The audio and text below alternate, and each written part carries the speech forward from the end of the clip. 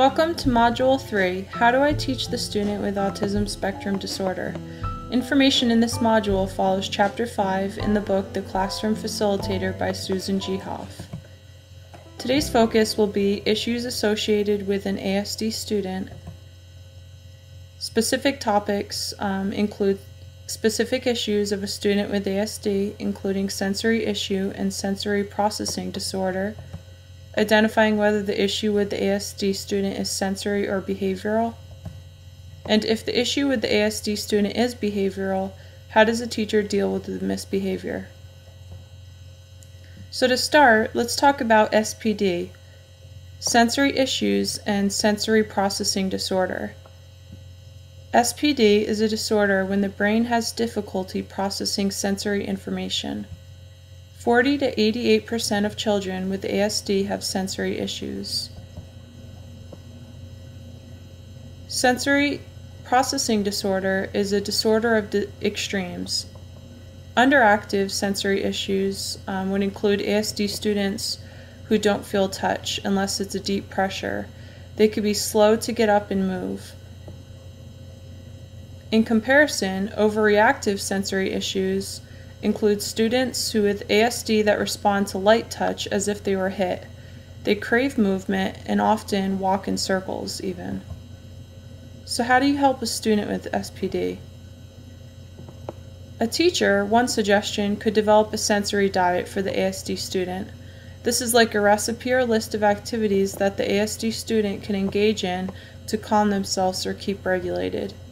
Examples of this would be for the ASD student to take walks when needed, hold a favorite toy to calm themselves down, or spend time in a quiet area.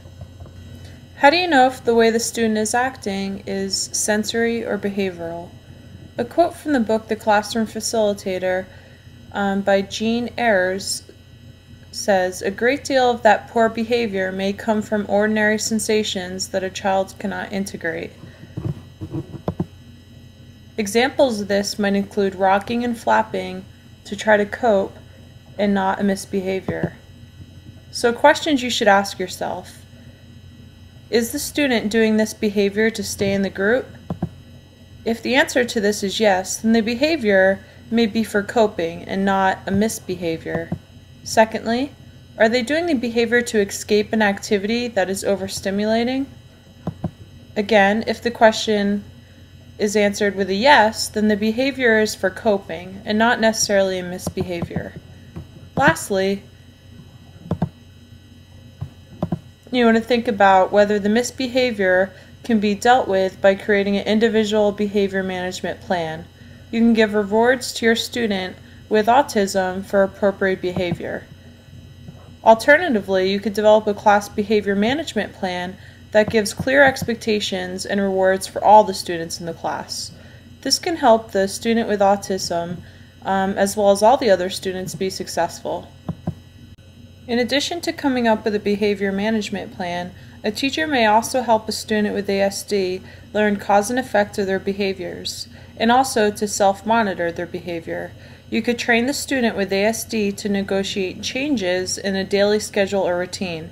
The idea of a OOPS activity to use on days off is helpful for a student who may have trouble dealing with transitions or a change in routine. So for the reflective piece, I would like you to think about the following scenario. Jimmy is a student in Miss Martin's Earth Science class. He often rocks in his chair and flaps his arms during the class activities.